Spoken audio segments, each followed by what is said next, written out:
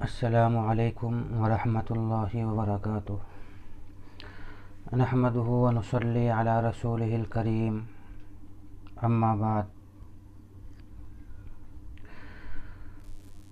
ابھی زمانہ چونکہ لاک ڈاؤن کا چل رہا ہے، 1 مہینے کی مدت پھر بڑھا دی گئی، تو اس لاک ڈاؤن کی مدت میں جہاں ہمیں آپ کو پورے ملک میں رہنے والے لوگوں کو بہت ساری پریشانیاں ہوئی ہیں، بہت ساری الجھنیں بھی ہوئی ہیں، دقتیں بھی ہوئی ہیں، وہیں بہت سے فوائد اور فائدے بھی ہوئے ہیں، اچھے کام بھی ہوئے ہیں۔ بہت سے اچھے کام ہم اپنی آنکھوں سے دیکھ رہے ہیں۔ یہ اللہ سبحانہ و تعالیٰ کی حکمت ہوتی ہے کہ جس چیز کو لوگ برا سمجھتے ہیں اس میں بعض مرتبہ اچھائی کا بھی کوئی نہ کوئی پہلو ہوتا ہے۔ چنانچہ بہت سارے ان فائدوں میں سے، فائدے بہت ہیں، ان بہت سارے فائدوں کو گنوانے کی ضرورت نہیں ہے۔ ان بہت سارے فائدوں میں سے ایک فائدہ یہ ہوا ہے کہ لوگ شادی بیاہ کو سادگی کے ساتھ کرنے لگے۔ شادیوں کے اندر، سگائیوں کے اندر جو خرافات اور جو فضول چیزیں، جو رسم اور رواج رونما ہو گئے تھے، ان پر بالکل روک لگ گئی ہے۔ بہت سادگی کے ساتھ نکاح ہو رہا ہے، بارات آ رہی ہے، 2-4 آدمی آ رہے ہیں اور بہت ہی مختصر طور پر پروگرام طے پا رہا ہے۔ یہ بہت ہی اچھی چیز ہے، اور یہ اتنی اچھی چیز ہے کہ اللہ کے نبی صلی اللہ علیہ وسلم نے خود حدیث کے اندر اس بات کا حکم دیا ہے۔ چنانچہ اللہ کے نبی نے ارشاد فرمایا، ان اعظم النکاح برکتاً ایسرہ مؤونتاً، کہ سب سے بابرکت نکاح وہ نکاح ہوتا ہے جس کے اندر کم خرچ کیا جائے، اور جس نکاح کے اندر، جس شادی کے اندر بہت زیادہ فضول خرچی ہو، بہت زیادہ پیسہ خرچ کیا گیا ہو، تو ظاہر ہے اس کا مطلب یہ ہے کہ اس کے اندر اب دکھاوا آ گیا۔ دکھاوا آنے کی وجہ سے پھر اللہ سبحانہ و تعالیٰ اس نکاح کے اندر سے برکت ختم کر دیتے ہیں۔ پتہ چلا کہ جس نکاح کے اندر، جس شادی بیاہ کے اندر کم خرچ ہوگا، اللہ اس نکاح اور شادی کے اندر برکت رکھے گا، اولاد میں برکت، میاں بیوی مثلاً بڑھاپے کو پائیں گے، ہمیشہ ساتھ رہیں گے، جلدی سے جوڑی بچھڑے گی نہیں، اولاد کا سکھ اللہ سبحانہ و تعالیٰ نصیب کرے گا۔ یہ سب خیر و برکت ہی ہے۔ ایک دوسری روایت میں فرمایا اللہ کے نبی نے، اعظم النساء برکتاً ایسرہن مؤونتاً، کہ سب سے بابرکت عورت، اعظم النساء برکہ،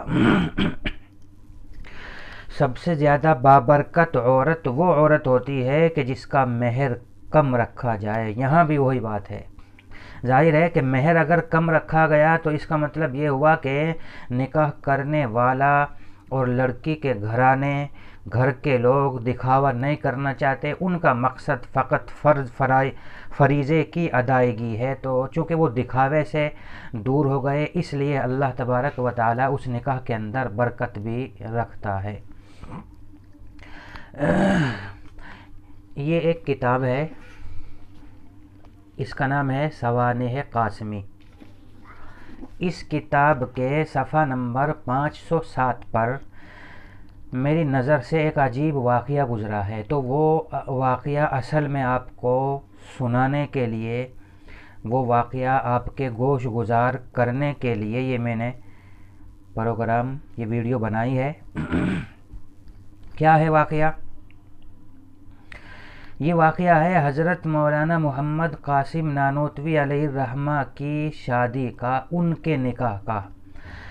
ذرا اندازہ لگاؤ، وہ لوگ جو شادی بیاہوں کے اندر بہت زیادہ خرچ کرتے ہیں اور اس کو عزت کی چیز سمجھتے ہیں، اس کو خاندان کی بڑائی سمجھتے ہیں، وہ ذرا آئیں اور اس واقعے کو دھیان سے سنیں۔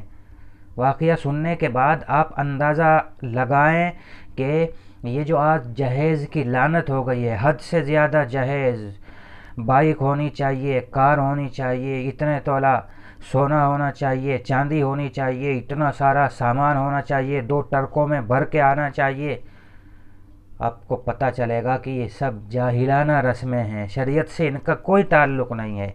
بہرحال حضرت مولانا قاسم نانوتوی علیہ الرحمہ کی منگنی طے ہوئی تھی دیوبند کے اندر۔ حضرت کے سسر کا نام تھا کرامت حسین، جو دیوبند کے بڑے مالدار آدمی تھے۔ تو حضرت کی بارات نانوتے سے دیوبند آئی تھی، ظاہر ہے بہت پہلی بات ہے، بارات آئی تھی رتھوں میں، چھکڑوں میں، بیل گاڑیوں میں، پہلیوں میں، بہلیوں میں۔ تو حضرت کے سسر چونکہ بہت ہی مالدار آدمی تھے، اس لیے اسی کتاب میں لکھا ہے کہ ان کے سسر نے عظیم الشان یعنی بہت بڑا جہیز دیا تھا۔ کیا تھا جہیز میں؟ تمام طرح کے زیورات، تانبے کے برتن، کپڑے لتے، سب کچھ دیا تھا جو ایک مالدار اپنی بیٹی کو دیتا ہے، کوئی چیز باقی نہیں رکھی تھی، سب ہی دیا تھا۔ چنانچہ جب بارات دیوبند سے نانوتا آ گئی واپس، دلہن بھی آ گئی، تو حضرت نانوتوی علیہ الرحمہ جب اپنی بیوی کے پاس پہنچتے ہیں، پہنچتے ہی آج کل کے لڑکے ظاہر ہے رسم و رواج ادا کرتے ہیں، کوئی انگوٹھی دیتا ہے، آج کل کوئی موبائل دیتا ہے، منہ دکھائی اس کو بولتے ہیں، ساری رسمیں پوری کی جاتی ہیں۔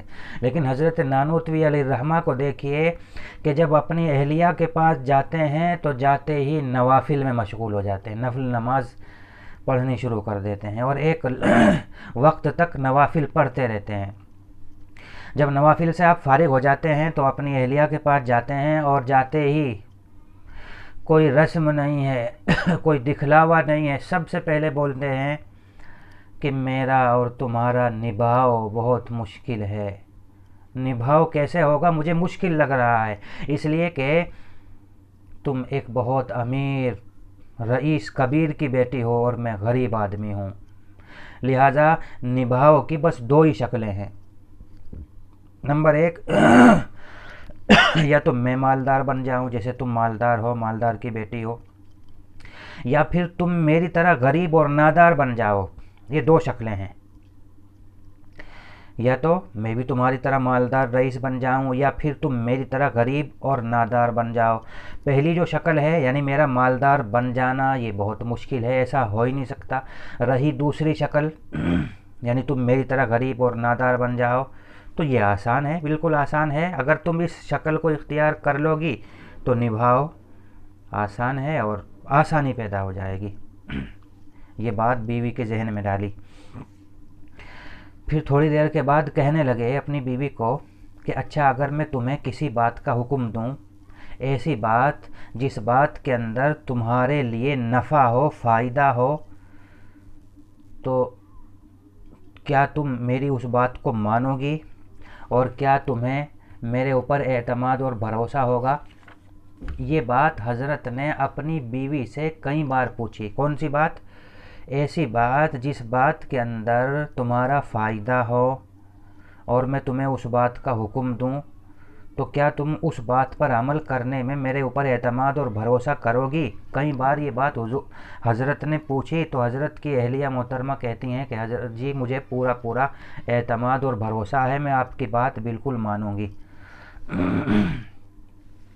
جب حضرت نے یہ بات اپنی بیوی کی زبان سے نکلوائی تو کہنے لگے، اگلا جو جملہ حضرت کی زبان سے نکلا، کہنے لگے کہ اچھا جب اب تم اپنی زبان سے اقرار کر چکی، ایک کام کرو، تمہارے بدن پر جتنے زیورات ہیں سر سے لے کر کے پاؤں تک وہ سارے اتار کر کے میرے حوالے کر دو، اور اپنے گھر سے، اپنے باپ کے یہاں سے جس قدر تم سے کپڑے جہیز لائی ہو، تانبے پیتل کے برتن، قیمتی کپڑے، ان سب پر مجھے اختیار دے دو۔ یہ زیورات تو ابھی نکال کر کے میرے حوالے کر دو، اور جتنا جہیز لائی ہو اس پر بھی مجھے پورا اختیار دے دو۔ بیوی کہنے لگی کہ آپ کو پورا اختیار ہے، کلی اختیار ہے۔ چنانچہ جب صبح ہوئی تو صبح ہوتے ہی حضرت وہ سارے کے سارے زیورات لیتے ہیں، وہ سارا کا سارا جہیز اکٹھا کرتے ہیں۔ یہ بات ہے 1853 کی، 1853 کی، یعنی ان دنوں کی بات ہے کہ جب ترکی اور روس کے درمیان لڑائی چل رہی تھی۔ ظاہر ہے ترکی کا جو بادشاہ ہوتا تھا اس کو خلیفہ کا لقب ملا ہوا تھا، خلیفۃ المسلمین۔ وہ مسلمانوں کا چونکہ خلیفہ تھا، پورا عالم اسلام یا عالم اسلام کا اکثر حصہ چونکہ اسی کے ماتحت تھا، اور خلیفۃ المسلمین کا لقب چونکہ اس کو ملا ہوا تھا، ایک مقدس لقب تھا، تو اس لیے حضرت نے یہ سارا کا سارا جہیز، یہ سارے زیورات صبح ہوتے ہی چندہ سلطانی میں، یعنی ترکی حکومت کو طاقت پہنچانے کے لیے جو مسلمان چندہ کر رہے تھے، اس چندے میں یہ قیمتی زیور، یہ سارا جہیز کا سامان جمع کر دیا۔ یہ کہاں کی بات ہے؟ یہ ہمارے قصبے نانوتا ہی کی بات ہے۔ یہ سارا کا سارا واقعہ نانوتا کی سرزمین میں پیش آ رہا ہے۔ کوئی بات نہیں، بیوی کوئی روئی نہیں، کوئی دھوئی نہیں۔ آج کل تو موبائل کا زمانہ ہے، اگر ایسا ہو جائے تو فوراً اگلی ہی منٹ میں بیوی اپنی ماں کو کال کر کے، فون کر کے سب بتا دے گی۔ آج کل یہ موبائل اتنے فتنے بنے ہوئے ہیں، ادھر کی ادھر ایک منٹ میں ساری باتیں پہنچ جاتی ہیں۔ لیکن بیوی کو دیکھیے، نہ روئی نہ دھوئی، صبر کیا اور کہا کہ میرے شوہر جو کچھ کر رہے ہیں میں اس پر راضی ہوں، مجھے کوئی شکوہ شکایت نہیں۔ جب تک نانوتا رہی کوئی شکایت کا لفظ زبان پہ نہیں لائی۔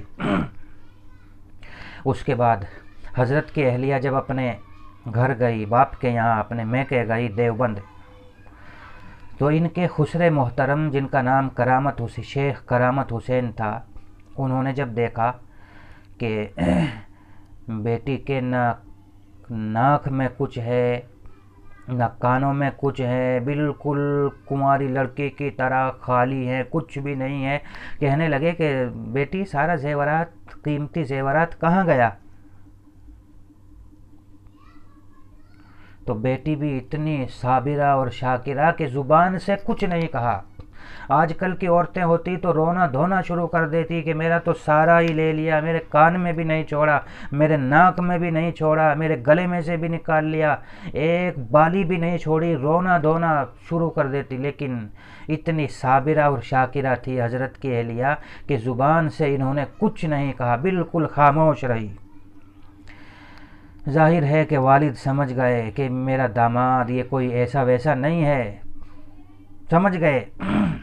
انہوں نے بھی نانوتا کوئی شکایت نہیں کی، نہ اپنے سمدھی کو کچھ کہا، نہ شکایت نامہ بھیجا، نہ خط بھیجا، کچھ نہیں، کوئی بات نہیں ہے۔